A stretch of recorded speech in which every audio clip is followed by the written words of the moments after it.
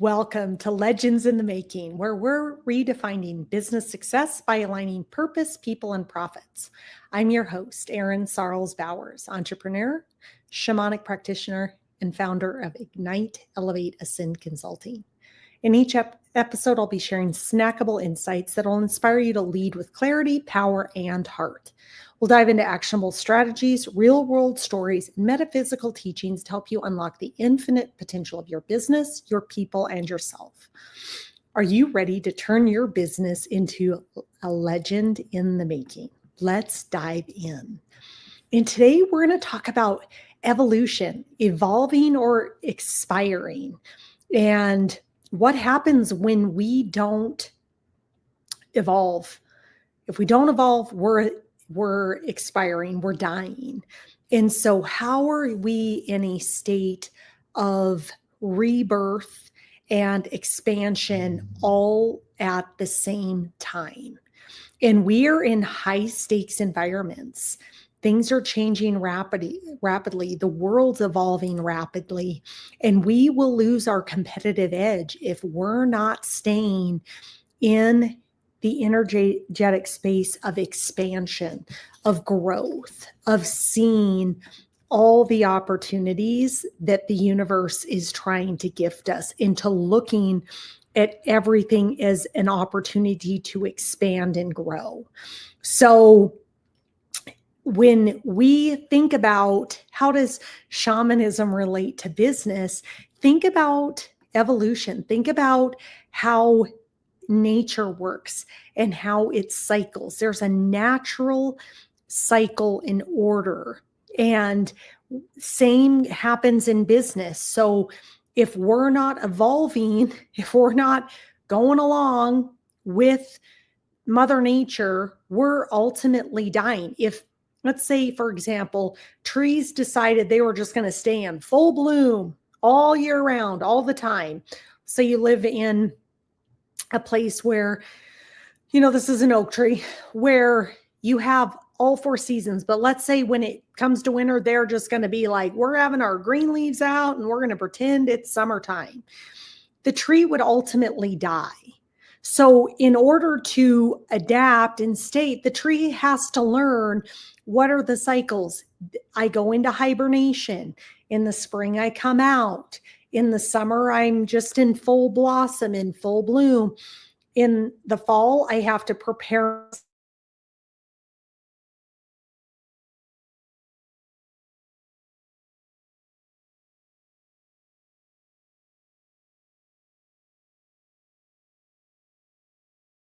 Would have trees that die because their branches would all break if you got a snowstorm or something, because they can't withstand holding all that heavy moisture when they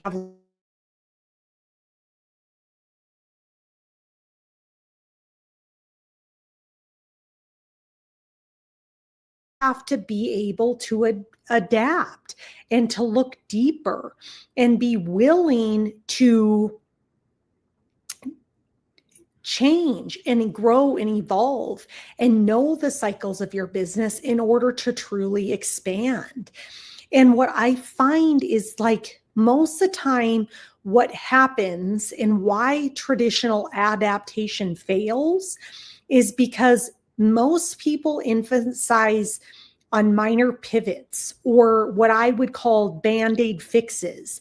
And very, very rarely are companies, organizations, individuals even really, truly addressing the root cause of what is going on. And for me, the root cause would be, where are your energetics at? What's going on energetically? Because that's where the real expansion comes from. So if I'm in fear, or I'm in uncertainty, or maybe I'm got my head buried in the sand, I am creating a misalignment for my teams. And ultimately what I'm creating for my teams is the same energy for them to stay stuck in. So if I'm in fear, what do you think all the rest of my employees around me are going to feel? They're going to feel fear. If I'm confident and optimistic and we can do this, and what else can we do, and where else can we go, what do you think happens?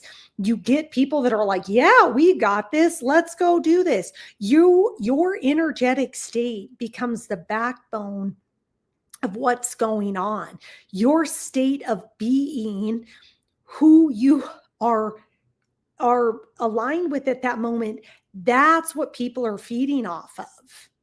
So when you think about when people are resistant to change and evolving and adaptation, you get low morale, you get pushback, you get very slow innovation, you get leadership fatigue.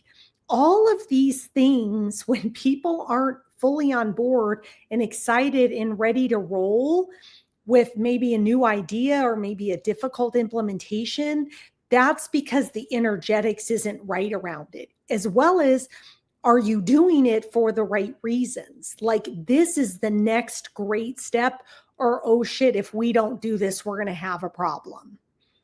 Those are two very energetic points that you're coming from that have to be looked at and addressed at the root cause, because until you're in that place of expansion, you're only going to receive back constriction. Again, the law of reciprocity, you reap what you sow. If I'm sowing doubt, I can only reap doubt. If I'm sowing fear, I can only reap fear. There isn't any other way that the universe allows that to occur.